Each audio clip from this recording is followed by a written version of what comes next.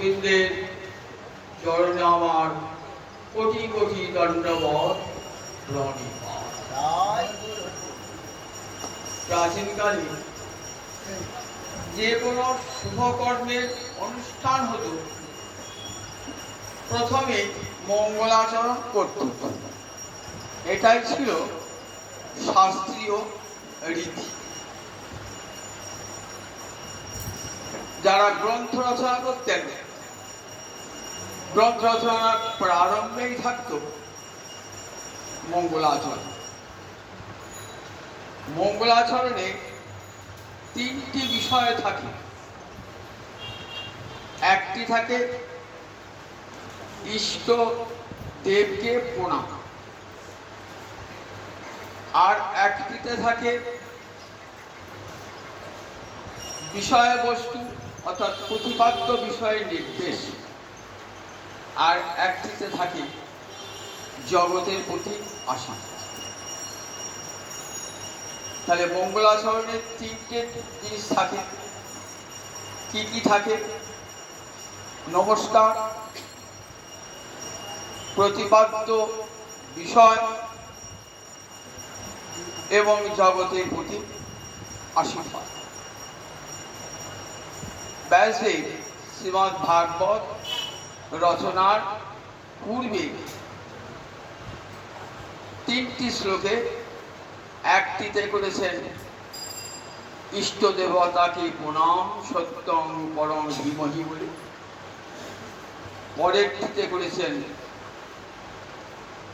বিষয় প্রতিপাদ্য অর্থে করেছেন জগতের প্রতি আশীর্বাদ, নিগম কল্পতরণ গলিতং ফলম, আর তৃতীয়টিতে প্রতিপাদ্য বিষয় কি?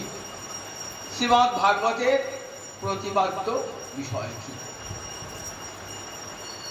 প্রচ্ছিত কৈতব পরম ধর্ম নির্মৎসরানানুশতাং বেদং বাস্তব অস্ত্র বস্তু শিবদং তাপত্রণ। শ্রীমদ্ ভাগবতে মহামণিকৃতে কিংবা পরে ঈশ্বর সদ্য হৃদব বিদ্যতে অত্র কৃতিভি শুশ্রূষুবিস্তৎ। ব্যাসদেব বলছেন, আমি তো অনেক শাস্ত্র রচনা করেছি। কি কি শাস্ত্র রচনা করেছেন? একটা বেদকে, একটা বেদ অখণ্ড বেদ ছিল, সেই বেদকে 4 খণ্ডে ভাগ করেছেন, তাই নাম হয়েছে বেদব্যাস। বেদকে ব্যাস মানে বিস্তার করেছেন, নাম হলো ব্যাস। ব্যাসের বিভিন্ন শব্দ কি? সমাস। আমাদের সমাজে ব্যাস বাক্য সহ সমাস নির্ণয় করে বসে লেখা থাকবে, দেখবেন ব্যাস বাক্য সহ সমাস নির্ণয় করে। তার মানে সমাসবদ্ধ পদটা তাকে বড় করে দেখাও, তাকে বলে ব্যাস বাক্য। তাহলে ব্যাস মানে বিস্তার, তাহলে বেদটাকে বিস্তার করলেন, তাই তার নাম হলো ব্যাসদেব। আর কি করলেন?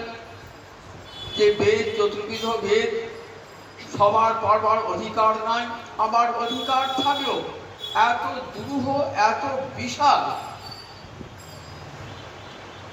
যে সংক্ষিপ্ত জীবনে রোগ শোক ইত্যাদি বিঘ্নে এমন জীবের চিত্ত অভিভূত হয়ে রয়েছে, তারা সমগ্র বেদ কোনদিন অধ্যয়ন করতে পারবে না। আবার বেদের দুরূহ অর্থ তারা জানতে পারবে না। আজ পর্যন্ত বেদের অনেক দুরূহ অর্থ রয়েছে, যেগুলো সব আমরা দেখতে পাই যে আপন আপন ইচ্ছা অনুযায়ী সবাই ব্যাখ্যা করেছেন। প্রথম বেদ ব্যাখ্যা করেছেন সায়না আচার্য, বেদভাষ্যকার। তার আগে স্কন্দ সাঙ্গ।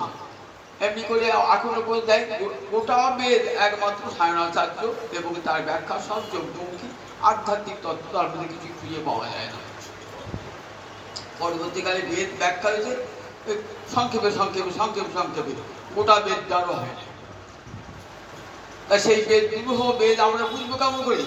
কিন্তু সেই বেদার্থ যাতে লোকে জানতে পারে, তার জন্যে পুরাণ রচনা, মহাভারত রচনা করলেন এবং পুরাণ রচনা করলেন, যাতে বেদের তত্ত্বকে অতি সরল আকারে সবাই বোঝালেন, যাতে সবাই জানতে পারে। গীতা এবং ভাগবত এই দুটো যদি শ্রবণ করা থাকে কারো, তার জানবেন তিনি বেদের অর্থ জানতে পেরেছেন। কারণ ভাগবতকে বলা হয়েছে বেদ বৃক্ষের ফল, আবার গীতাকে কি বলেছে সর্বপরিষদ গাব দগ্ধাগ বলনন্দ, উপনিষদ গাভীর দুগ্ধ হলো গীতা। তাই গীতা এবং ভাগবত এই দুটি হলো বেদের নির্যাস। ছাত্রখানা পুরাণ রচনা করলেন, মহাভারত রচনা করলেন, বেদান্ত দর্শন ব্রহ্মসূত্র রচনা করলেন, কিন্তু মনের শান্তি এলো না। কেন মনের শান্তি এলো না? না ভগবান শ্রীহরি অমৃতময় লীলা কথা, ব্রজের মধুর লীলার কথা বর্ণিত হয় নাই, যেটি কান পেতে শুনলেই জীব সংসার সমুদ্র পার হয়ে যাবে। নারদ এসে ব্যাসকে ভর্ৎসনা করলেন, বললেন তুমি মহাভারতের পুরাণে বহু সকাম পর্বের কথা বলেছ, সেই সকাম পর্বের দ্বারা কখনো ভবসাগর পার হওয়া যায় না, ভবসাগর পার হওয়া যাবে না। তুমি প্রেম ভক্তির কথা বর্ণনা করো নাই, যা পরম ধর্ম, যেটি ভগবান লুকিয়ে রাখেন, সবাইকে দেন না। ভক্তি দেন, মুক্তি দেন, কিন্তু প্রেম ভক্তি রাখেন লুকাইয়া, প্রেম ভক্তি লুকিয়ে রেখে দেন।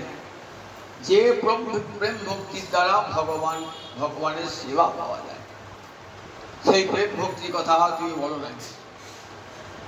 জগৎজীবকে শোনাও সেই গোবিন্দের অমৃতময়ী লীলা, যা শুনে জীবের হৃদয়ে কৃষ্ণ প্রেম জাগ্রত হবে। তখন নারদের নির্দেশে ব্যাস লিখলেন শ্রীমদ্ ভাগবত। লিখলেন মানে কি, আগে ধ্যানে বসলেন, ধ্যানে লীলা দর্শন করলেন। দর্শন করে বাসুদেবে ভগবতী নিমগ্ন হৃদয়, গোবিন্দের লীলা সাগরে ডুবে গেলেন। ডুবে গিয়ে ব্যাসদেব লিখছেন শ্রীমদ্ ভাগবত। 12টি স্কন্ধে 18,000 শ্লোক। তাই বলছেন যে আমার এই শ্রীমদ্ ভাগবতে প্রতিপাদ্য বিষয় হলো প্রথিত কৈতব পরম ধর্ম। আমি আগে আগে যেসব ধর্মের কথা বলেছি সেগুলো সব কৈতবযুক্ত। কৈতব মানে কপটতা, যার মধ্যে ছলনা আছে, আত্মসুখের কথা আছে, সেটাই তো কপটতা। ভগবানকে ভজছি, ভগবানকে ভালোবাসি না।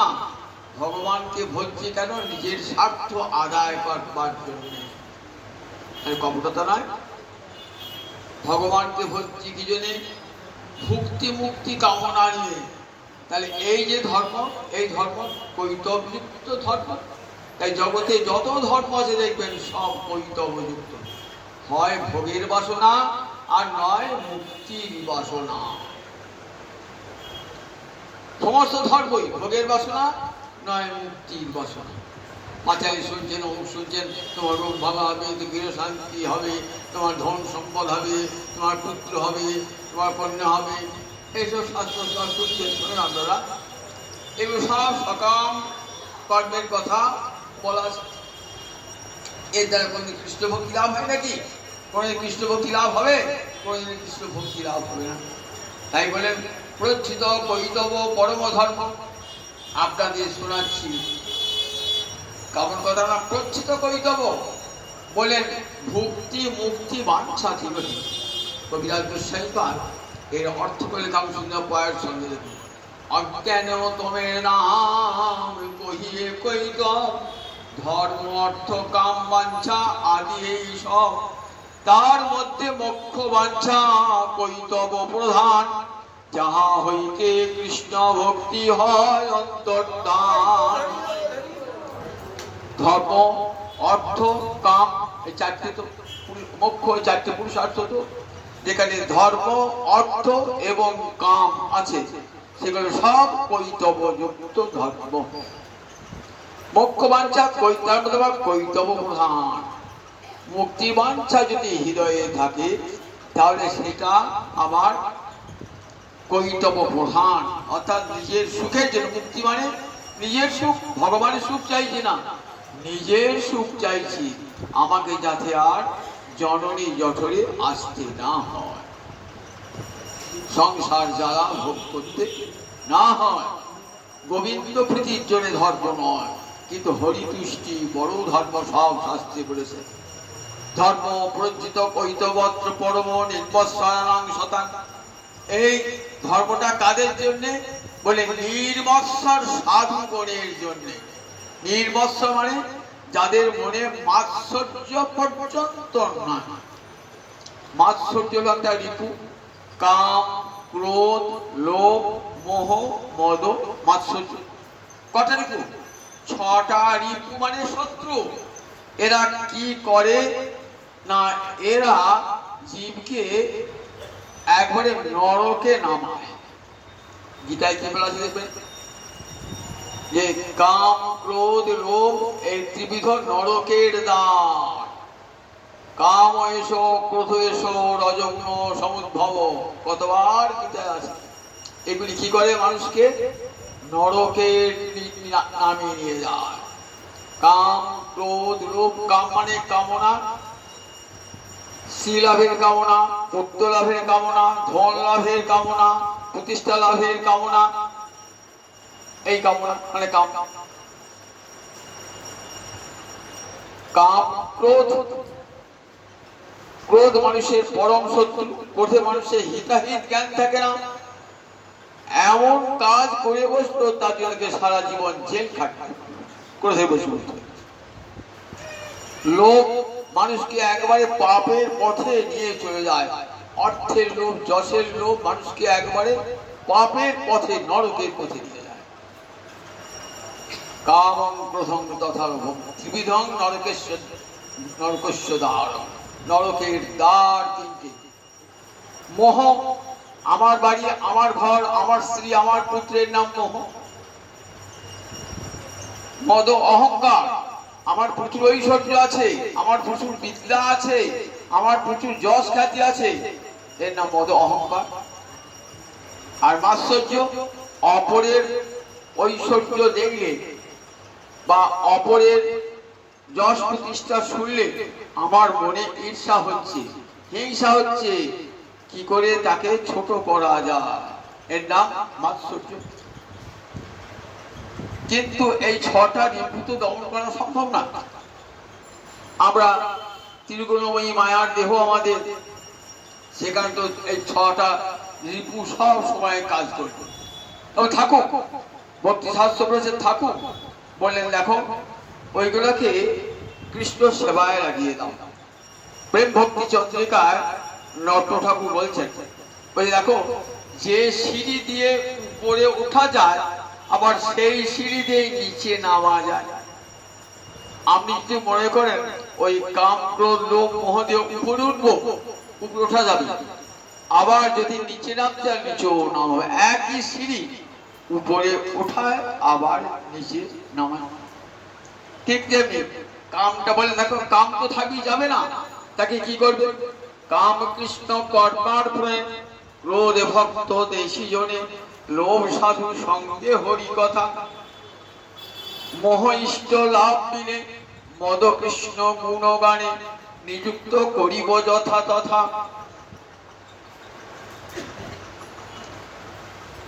বললেন দেখো কাম ক্রোধ কি করিবে? যদি হয় সাধুজনার সঙ্গ। সাধুজনার সঙ্গ হলে কাম ক্রোধ কি? আপনার অন্তরে কামনা আছে, বললেন সেই কামনা চলে যাক কৃষ্ণ সেবার জন্য। কামনা হোক যে আমার গোবিন্দের জন্য মন্দির বানাবো, গোবিন্দের জন্য পোশাক বানাবো, গোবিন্দের জন্য সিংহাসন বানাবো, গোবিন্দের জন্য ভালো ভালো নৈবেদ্য কিনবো, এই কামনা থাক। বললেন কামনা থাক, কামনা হোক গোবিন্দকে কেন্দ্র করে কাম কৃষ্ণ ভক্ত সেবা করাবো অন্তরে, এইসব বাড়িতে নাম যোগ্য দেবো, এই কামনা থাক। কাম কৃষ্ণ আরাধনে বলেন তখন দেখবেন কাম কিন্তু আপনার ক্ষতি করবে না। যতক্ষণ কামকে নিয়ে আপনি কৃষ্ণ বিমুখ হবেন, তখনই কাম আপনাকে নিচে নামিয়ে দেয়। আর সেই কাম যদি কৃষ্ণ সেবায় লাগিয়ে দেন, আপনাকে আবার উপরে তুলে দেন।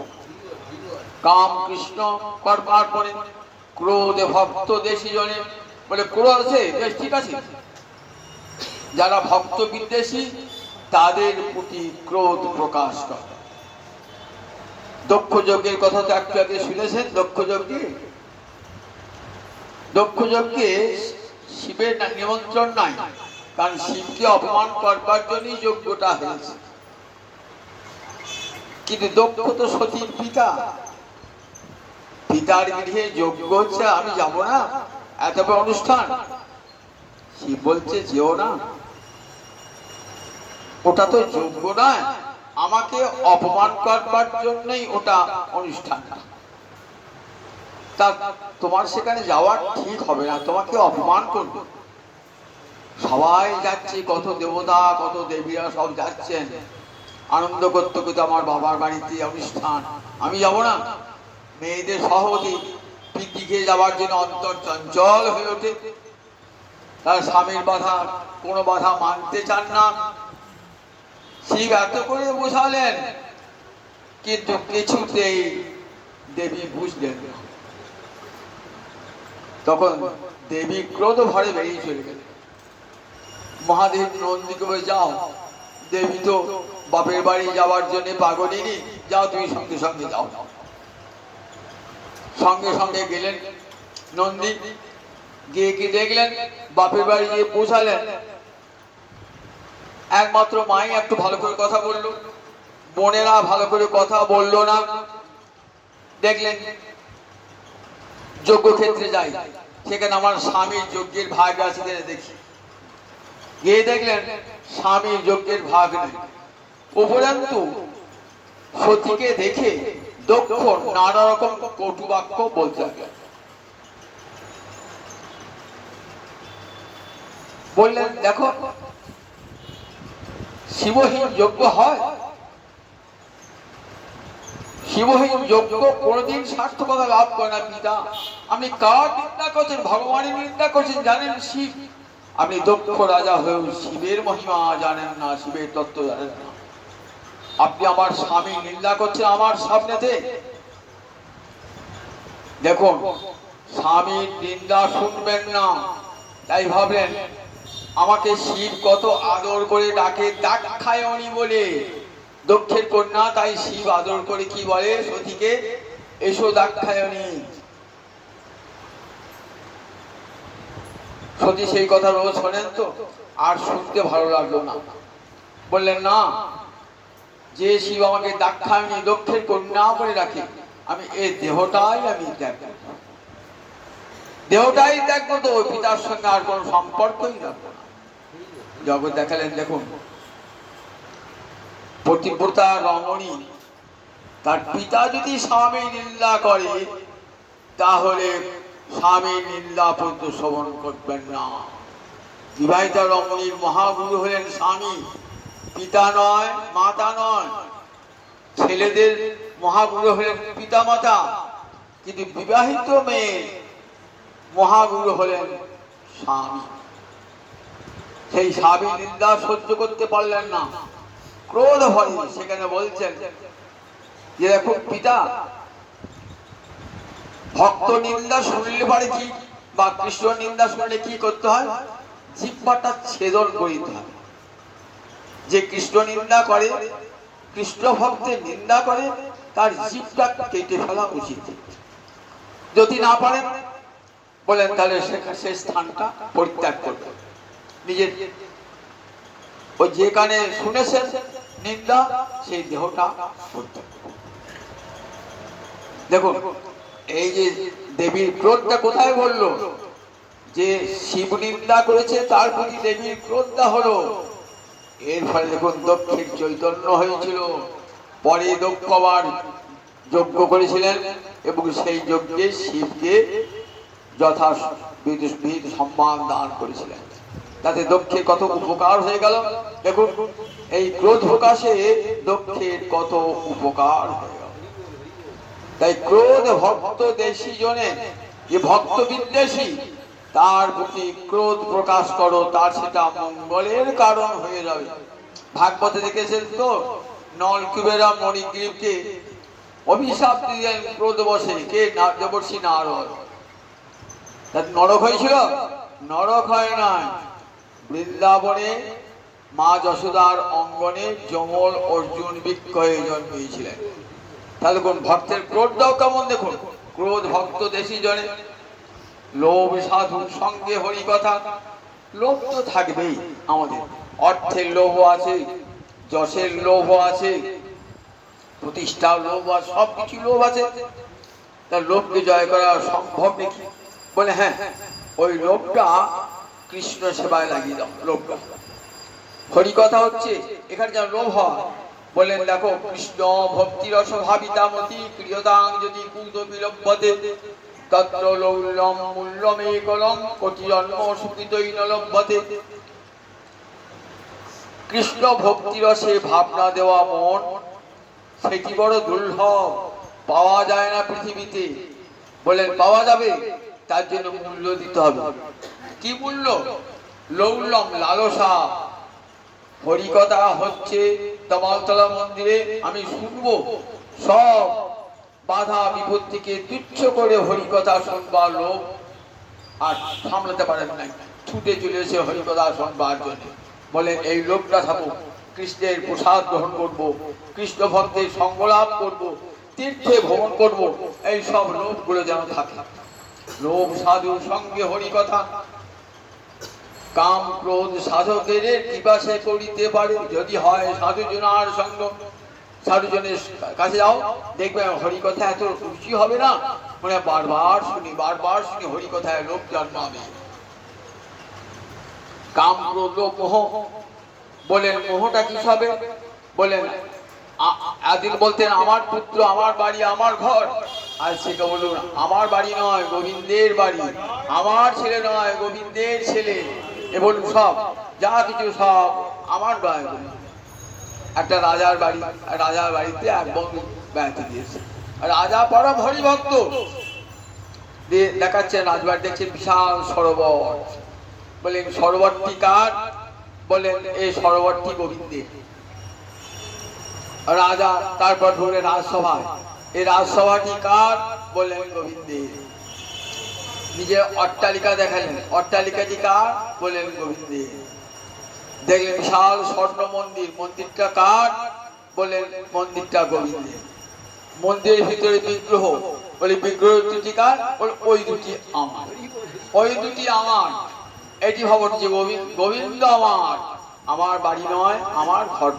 একবার চিন্তা করে দেখুন, আপনি বলছেন আমার বাড়ি আমার ঘর, কতদিন 60 বছর 70 বছর 80 বছর 100 বছর বাঁচলেন, মরে যাওয়ার পর সে বাড়িটা আপনার থাকে? আপনি জাতিস্বর হন, ছেলেকে বলে এই বাড়িটা আমার ছিল, আমি কিনে হয় বাড়িটা মেরে দাঁড়িয়ে, মেরে বাড়ি থেকে দাঁড়িয়ে। তাহলে দেখুন কি অহংকার, আমার বাড়ি আমার ঘর থাকে না, অথচ অহং এই বোধ কিছুতেই নিতে চায় না। মহামায়া এমন করে ভুলে দিয়েছে।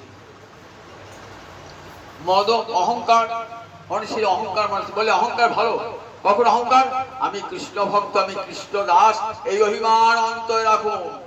অন্য সব অহংকার, আমি বিদ্বান, আমি ধনী, আমি কুলীন, আমি মানি, এগুলি সব অহংকার দূর করে দেন।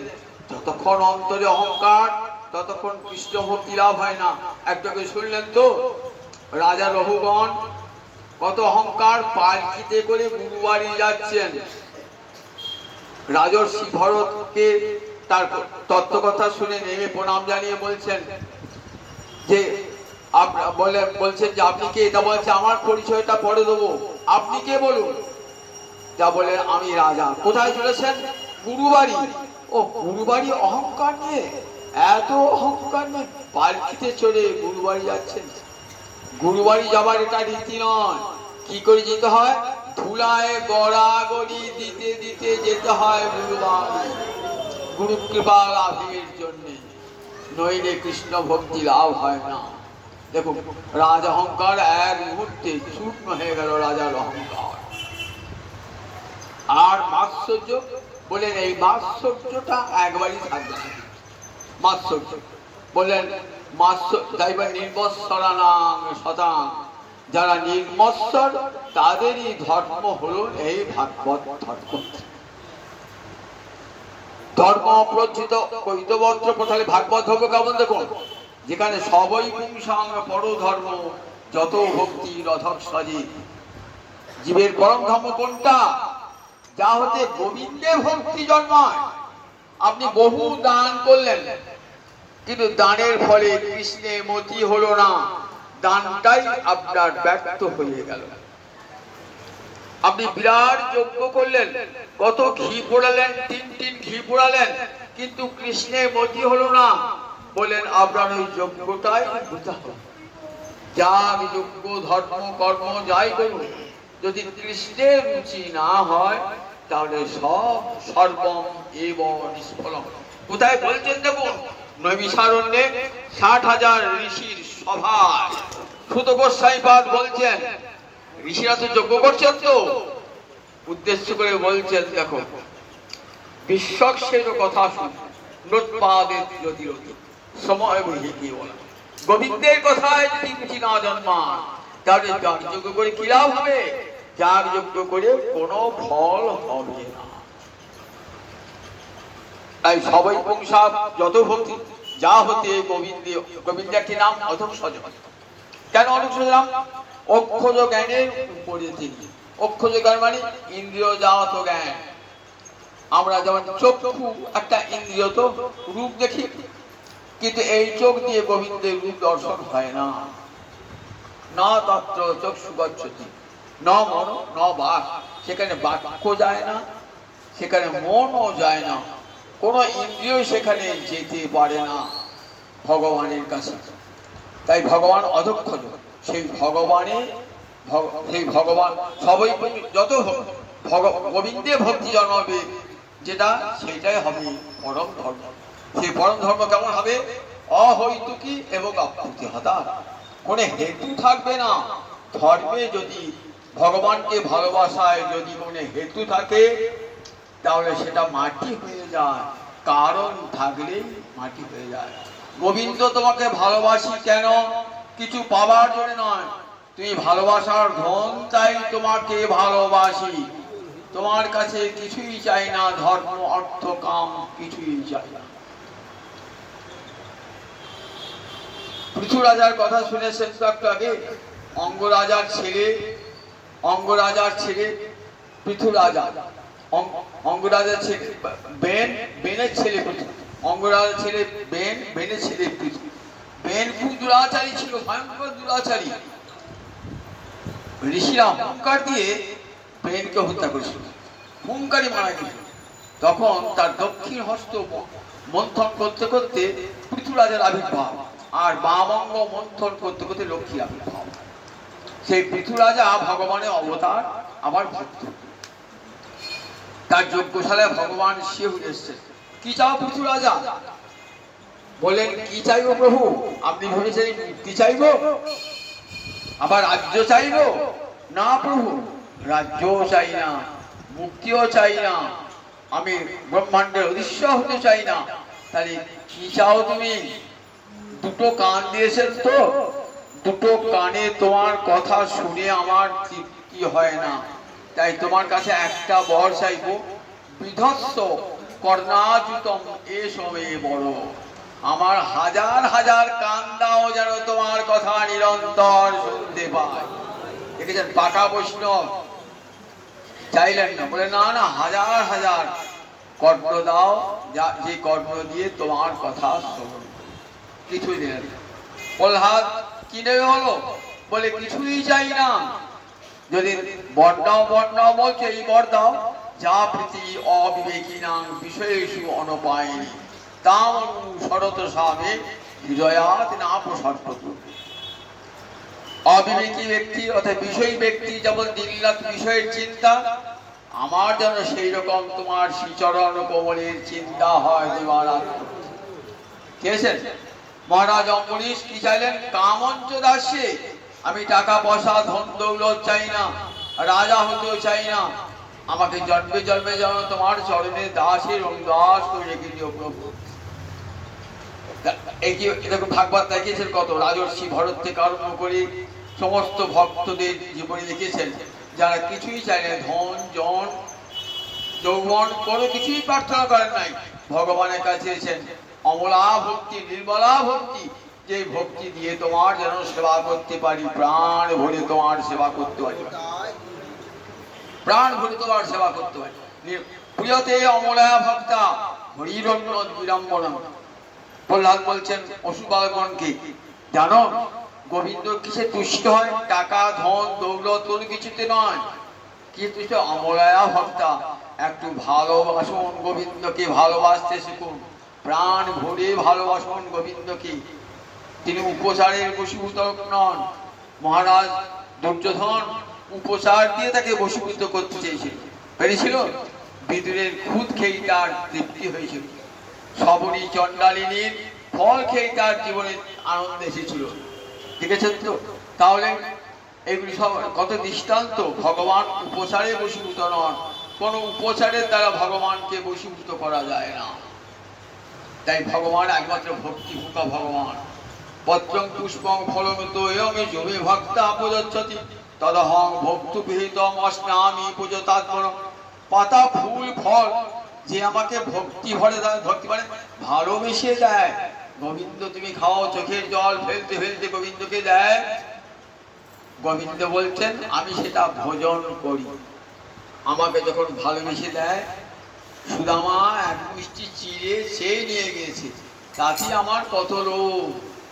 আমি রাজভোগ ননি খেয়ে আমার মুখ সবসময় অভ্যস্ত হয়ে রয়েছে, কিন্তু ওই সুদামার চিড়ে মুষ্টি খাবার জন্য আমার অন্তরে কত লোভ। আমার ভক্ত সুদামা লজ্জায় বার করতে পারছে না, ছেঁড়া কাপড়ের কুটনিতে লোকের বাড়ি চাওয়া ওই দুটো চিড়ে নিয়ে গেছে, সেই চিড়ে কেমন করে দেয় গোবিন্দ বদনে। গোবিন্দ কি করেছেন? কিমিদম কিমিদমিতি স্বয়মেব জহার। এটা কি, এটা কি বলে ভগবান নিজে হরণ করলেন। কার কাছে হরণ করলেন? সুদামার কাছ থেকে চিড়েটা চুরি করলেন। ভক্তের জিনিস ভগবান চুরি করে খান, আর অভক্ত জিনিস দিলে একবার উল্টিয়ে চাইবেন না, উল্টিয়ে চাইবেন না। পাতা ফুল ফল যা দিলে আমাকে দাও, ভালোবেসে দাও। ভালো, আমি ভালোবাসার কান্না, ভালোবেসে দিলেই আমি সেটি গ্রহণ করব। এই ভগবান ভক্তি ভুকা প্রিয়তি অমলায়া ভক্তা। এই অহৈতুকী বললেন, যেন হেতু না থেকে, ভক্তিতে হেতু থাকলে ভক্তি মাটি হয়ে যায়। আর অপ্রীতি হতা, দুটো বিষয় দিলেন। অপ্রীতি হতা মানে যে ভক্তি কারো দ্বারা প্রতিহত হবে না। সংসারে শত ঝামেলা থাক, শত জন বাধা দেয়, তথাপি কৃষ্ণ চরণ হতে আমার মন এক মুহূর্ত সরে আসবে না। রঘুনাথ দাস গোস্বামীর কত বাধা পেয়েছেন বলুন তো একবার, কত বাধা পেয়েছেন।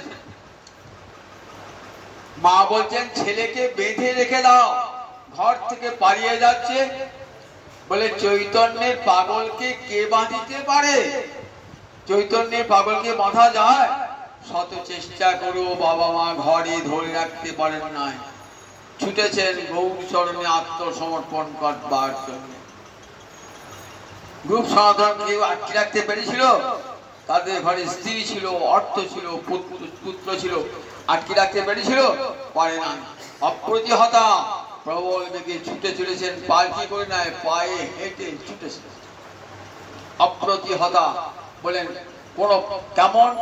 বললেন কপিল বলছেন, দেখো মদগুণ শ্রুতিমাত্রের ময়ী সর্ব গুহাশয়ে মনোগতি অবিচ্ছিন্না যথা গঙ্গাম্বস অম্বুধ। আমার গুণ, আমার কথা শুনতে শুনতে মদগুণ শ্রুতিমাত্র ময়ী সর্ব গুহাশয়, আমি সমস্ত জীবের হৃদয় গুহায় রয়েছি। সমস্ত জীবে আমাকে যে অমলা ভক্তি কেমন? যথা গঙ্গাম্বস অম্বুধ। অম্বস মানে জল, গঙ্গাম্বস মানে গঙ্গার জল, তার যেমন অম্বুধ মানে সমুদ্রে গতি। প্রবল বেগে গঙ্গা চলছেন কোথায়? ও গঙ্গা দাঁড়াও, দুটো কথা শুনে যাও। বলে আমার শুনবার সময় নাই। কোথায় যাচ্ছ? আমি স্বামী সঙ্গমে যাচ্ছি, সমুদ্র সঙ্গমে যাচ্ছি। সব বাধাকে ঠেলে মা গঙ্গা চলেছেন সমুদ্রে।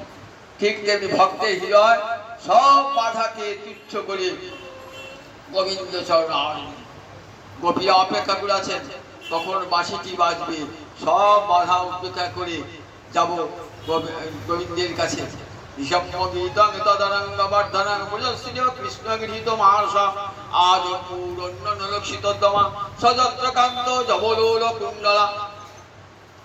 যেই বংশী বাটে বাঁশিটি বেজেছে আর গোপীরা ঘরে থাকলেন, সব বাধা তুচ্ছ করে দিয়ে গোপীরা ছুটেছেন। কোথায় ছুটেছেন? সযত্র কান্ত, যেখানে একমাত্র জীবনের লক্ষ্য পরম প্রেমাস্পদ পরম কান্ত গোবিন্দ, যেখানে পাগল হয়ে ছুটছেন, সেই পাগলিনী হয়ে ছুটছেন গোবিন্দ চরণে আত্মসমর্পণ করবার জন্য। পাগলিনী হয়ে সব বাধাকে অপ্রতিহতা, সমস্ত বাধাকে তুচ্ছ করে দিয়ে আমরা কৃষ্ণ ভজন করতে গিয়ে বাধা পাই, আর সে বাধাকে অতিক্রম করবার শক্তি আমাদের নাই, কারণ আমাদের ভালোবাসার বেগ নাই বলে। গঙ্গা জলের বেগ আছে বলি তো গঙ্গাকে কেউ আটকাতে পারে? এত জলের তোর যে বাধা দেবে সেই ফেলে যাবে। ঠিক এইরকম যদি মনের গতি থাকে ভগবানের দিকে যাওয়ার জন্য, সব বাধা তুচ্ছ হয়ে যাবে। ভগবান ইচ্ছা করে কি করেন? এই বাধাগুলি সৃষ্টি করেন। দেখেন জগতে সব বাধাকে তুচ্ছ করে আমার কাছে আসে কিনা, তবেই তো বুঝবো ভালোবাসা। একটা হাতির গায়ের কত শক্তি কি করে বুঝবো দেখি? বট গাছের সঙ্গে লোহার শিকল দিয়ে হাতিটা বাঁধা আছে। হাতিটা যদি ওই বট গাছ থেকে উবড়িয়ে শিকলটা ছিঁড়ে পালাতে পারে, তবে বুঝবো হাতির শক্তি। তেমনি সংসার বটবৃক্ষকে দেখুন, পুত্র কন্যা শৃঙ্খলকে ছিন্ন করে দিয়ে যেদিন গোবিন্দ চরণে পৌঁছাতে পারবো, সেদিন জীবন সার্থক, সেদিন ভক্তি হবে অপ্রতিহতা। কেউ আটকাতে পারবে না সংসারে। কেউ আমার স্ত্রী পুত্র কেউ রাজর্ষি ভরতকে আটকাতে পেরেছিল? একটু আগে তো শুনলেন রাজর্ষি ভরতের কথা। সুদুষ্ট দার সুতান সুহিত রাজ্যম হিরিস্পৃশ জহ যুবৈব উত্তম সকল আলস। যৌবন বয়সে স্ত্রী রূপের প্রতি কত আকর্ষণ থাকে বলুন দেখি একবার। পুত্রের প্রতি কত আকর্ষণ থাকে, অর্থবৃত্তির উপর কত আকর্ষণ থাকে, নিজের আত্মীয় স্বজনের প্রতি কত আকর্ষণ থাকে। আটকাতে পেরেছিল রাজর্ষি ভরতকে? পাগল হয়ে ছুটছে। সুদৃষ্ট দার সুতান সুহিত রাজ্যম হিরিস্পৃশ, যা হৃদয় স্পর্শ করে যে স্ত্রী পুত্র, তাদেরকে দূরে ঠেলে চলে গেলেন কোথায়? একবারে গণ্ডকী নদীর তীরে গিয়ে বসে হা কৃষ্ণ বলে কাঁদছে। তাহলে দেখুন সব বাধা তুচ্ছ করে তুলেছেন রাজর্ষি ভরত। আমরা দেখি মহারাজ অম্বরীশ, রাজা ভগীরথ, এরা সব কিরকম? রাজা ভগীরথ এত বড় রাজ্যে অধীশ্বর রাজা ভগীরথ গঙ্গায় ছিলেন, কেমন করে জীবনযাপন করছেন? ভিক্ষাম অটন অরিপুরী সবাকমপি বন্দতে। ভিক্ষা করছেন কোথায়? শত্রুর নগরে গিয়ে, অভিমান শূন্য হয়ে শত্রুর নগরে ভিক্ষা করছেন। আর সপাক চণ্ডালে পায়ে ধরে বলছেন, আমার যেন কৃষ্ণ ভক্তি হয়, আমার যেন কৃষ্ণ লাভ হয়। চণ্ডালে পায়ে ধরছে। দেখুন জগৎকে শিক্ষা দান করেছেন। রাজ ঐশ্বর্য হেলায় তুচ্ছ করে দিয়ে তারা চলেছেন। কি এমন বস্তু পেয়েছেন যার কাছে রাজ ঐশ্বর্য তুচ্ছ হয়ে যায়? রাজ ঐশ্বর্য সব তুচ্ছ হয়ে গেল গোবিন্দ চরণের কাছে। এমন পরম সম্পদ গোবিন্দ চরণ। তাই অহৈত কি অপ্রতের দয়া আত্মা সুপ্রসিদ্ধতি বলে, এই ভক্তি লাভ হলে কি হয়? আত্মা সুপ্রসন্ন হয়। জ্ঞানে তো আত্মা নির্মল হয়, কিন্তু একটু বাকি থাকে, সেটি সম্পূর্ণ করে দেয় ভক্তি মহারানী সুপ্রসিদ্ধি। একবার অন্তরটি সুনির্মল হয়ে যায়, অর্থাৎ আর কোনোদিন হৃদয়ে কোনো কামনা বাসনা আসতে পারে না। সেই ভাগ্যের ধর্মের কথাই বলছেন ব্যাসদেব। প্রচ্যুত করিতব পরম নির্মসারানাম শতান বেদ্যং বাস্তব অত্র বস্তু শিবদগ্ন তাপত্র বলে, একমাত্র বেদ্য ভগবান শ্রীহরি, যিনি বাস্তব, যিনি ছিলেন, আছেন, থাকবেন। ত্রিষু কালেষু সত্যম। আমি বাস্তব নই, আজ আছি কাল নাই। এই জগতে কোনো জিনিসটাই বাস্তব নয়। আজ যা দেখছেন কাল আর তা নাই, কাল আর তা নাই। একদিন দেখলেন একটা বড় বিল্ডিংকে দেখলেন, 20 বছর পর দেখলেন কোথায় বিল্ডিং ভেঙে সেখানে অনেকগুলো ঘর হয়েছে। তাহলে আজ যা দেখলেন কাল তা নাই। এই জগতের সবটাই বাস্তব বস্তু নয়। কিন্তু গোবিন্দ ছিলেন, আছেন, থাকবেন কিছু কালে বেদম বাস্তব মাত্র বস্তু শিবদম বলে। এই কথা শুনলে কি হয়? পরম মঙ্গল দান করি। তাপত্র ত্রিবিধ তাপ, আধ্যাত্মিক, আদি দৈবিক, আদি ভৌতিক ত্রিবিধ তাপ অনুমোদিত করে দেয়। শ্রীমদ ভাগবতী মহামুনি কৃতি মহামুনি ব্যাসদেব সাক্ষাৎ ভগবান শ্রীহরি ব্যাসদেব এসে এই ভাগবত রচনা করেছেন। কিংবা পড়া আর অন্য শাস্ত্র শুনবার প্রয়োজন কি? হরিকথা শুনলে হয়ে গেল? বললেন শুনতেও হবে না। বললেন কৃতিভি হি সত্য ঈশ্বর সত্য হিদ্য বরুদ্ধতি অত্র পৃথিবী শুশ্রূষুবি তৎক্ষণাৎ। আপনি আজকে তমাতার বাড়িতে মনে মনে হয়েছে হরিকথা শুনতে যাবো, কিন্তু কোনো কারণে আসতে পারলেন না, কিন্তু মনে বাসনা রেখেছিলেন যে আজ আমি তমাতার বাড়িতে গিয়ে হরিকথা শুনবো। শুশ্রূষু মানে শুনতে ইচ্ছুক, আসতে পারেন নাই, তাতেও ক্ষতি নাই। হরি আপনার হৃদয়ে অবরুদ্ধ, হৃদি অবরুদ্ধতি, গোবিন্দ আপনার হৃদয়ে বন্দী হয়ে গেছেন। যদি বসতে জায়গা না পায় আগেই হৃদয়ে জায়গাটা করে রেখেছে। বুঝুন, আর কোন শাস্ত্রে আমরা শুনেছেন যে শোনবা মাত্রই ভগবান শ্রীহরি হৃদয়ে বন্দী হয়ে যান, শোনবার ইচ্ছা করে? কিন্তু শ্রীমদ ভাগবত শোনবার ইচ্ছা করলে কি হয়?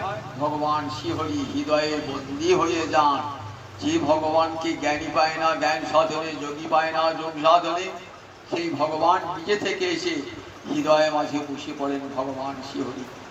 তাহলে শ্রীমদ ভাগবতী কথা কমন দেখুন বলছেন পরিচিত করি দেবো সেই ধর্মের কথাই শ্রীমদ ভাগবতী। তাই লক্ষ লক্ষ লোক শ্রোতা ভক্ত ছুটে আসেন যেখানে ভাগবতের কথা হচ্ছে। পাঠ বললে দেখবে হয় গীতা পাঠ নয় ভাগবত পাঠ। ছুটে আসেন লোকে যুগ যুগ ধরে ভক্তের অন্তরে পিপাসা মিটিয়ে দেয় হরিকথা শ্রবণ করি। জীবন ধন্য হয়ে যায়, সার্থক হয়ে যায়। বলে একটা জ্ঞানযোগ্য কথাযোগ্য শ্রীমদ ভাগবত হলো কথাযোগ্য। এই ভাগবতের কথা আসলে বসে পরম আদরে শ্রবণ করুন, জীবন ধন্য দেবে। 7 দিন সুযোগ পেয়েছেন, 7 দিন কাটোয়াবাসীরা সুযোগ পায়, সবাই তো সুযোগ পায় না। আপনার সেই সুযোগে সদ্ব্যবহার করুন, যেন ভগবানের কথা শুনে জীবনটা ধন্য হয়ে যায়। শুনতে শুনতে দেখবেন মনটা ভগবান শ্রীহরিতে চলে যাবে, জীবন মানব জীবন ধন্য হয়ে যাবে, সার্থক হয়ে যাবে। আজ ভাগবত সপ্তাহের 2য় দিন, আগামী দিন আবার আলোচনা করবো। রাত্রি গিয়ে পর আরতি হবে, তো সেই রাত্রি পাঠ এখানে আজকে দিনের পাঠের বিশ্রাম। জয় নিতাই, একটু কীর্তন শুনিয়ে দিন।